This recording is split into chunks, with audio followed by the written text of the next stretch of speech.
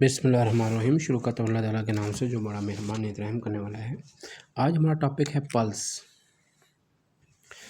आज हमारा जो टॉपिक है वो है पल्स।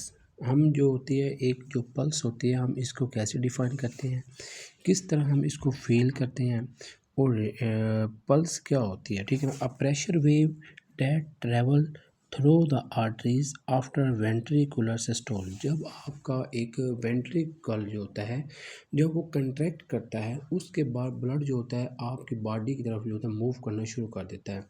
तो वो जो जिस प्रेशर के साथ ब्लड जो होता है वो हमारी बॉडी की तरफ मूव करता है तो वो आर्टरीज़ के रास्ते जो होता है वो मूव करता है।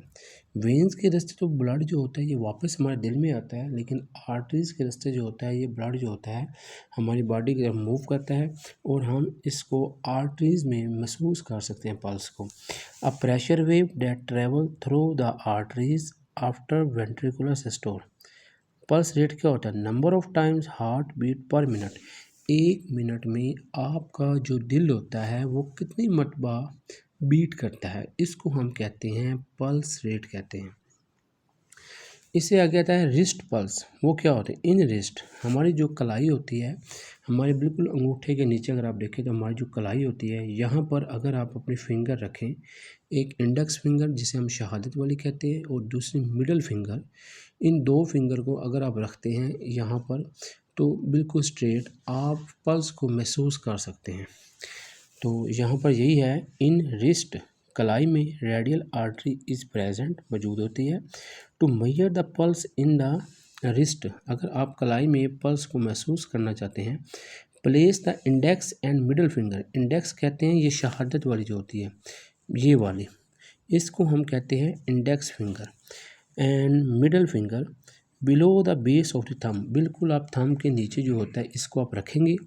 Place both finger flat until you feel the pulse in the radial artery.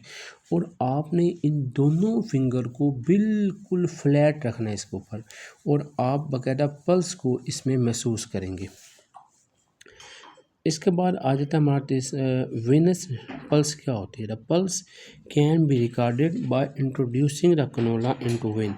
जब ये जो पल्स होती है इसको आप उस वक्त महसूस देखते हैं जब एक कनोले को आप इंट्रोड्यूस करवाते हैं एक वेन में, तो उस वक्त हम वेनस जो पल्स होती है उसको महसूस करते हैं। इसके बाद हमारा जो नेक्स्ट टॉपिक है वो है haemorrhage.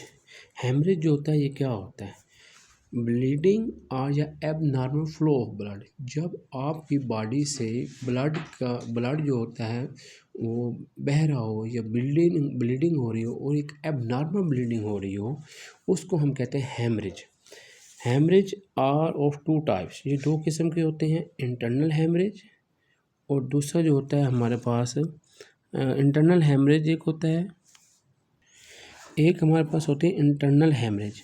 Bleeding inside the body, हमारी जो बॉडी के अंदर ब्लीडिंग होती है इसको हम एक इंटरनल हेमरेज कहते हैं। इसमें हमारा जो होता है ये स्प्लीन और दूसरे नंबर पर हमारा जो होता है लीवर, ये दो चीज़ें इसमें आ जाती हैं। दूसरा जो हमारे पास होती है वो होती है एक्सटर्नल हेमरेज। एक्सटर्नल हेमरेज क्या होती है? आपके फेस पर अगर कोई कट आ जाए, आपके फेस पर अगर कोई कट आ जाता है, आपकी ब्लीडिंग हो रही होती है, तो इसको हम कहते हैं external haemorrhage. Bleeding outside the body, example cut on face और या हैंड। हेमरेज क्या होता है? Haemorrhage drive from two Greek word. ये दो यूनानी लफ्ज़ों से हमें हासिल होता है। ए हेमा का मतलब होता है ब्लड, रिज्यूम का मतलब होता है ब्रिक फॉट, खून का तेज़ी से बहना।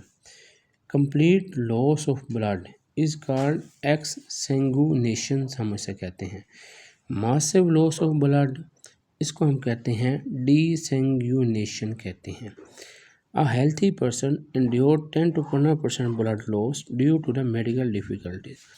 एक जो हेल्थी पर्सन होता है, सेहतमंद इंसान जो होता है, अगर इसका 10 से 15% ब्लड लॉस भी हो जाए तो इसमें उसको कोई फ़र्क भी नहीं पड़ता। Blood donation take 8 to 10% of the total blood volume. आप जो ब्लड डोनेट करते हैं इसमें आपका 8 से 10% जो ब्लड होता है आप डोनेट करते हैं, ठीक है ना।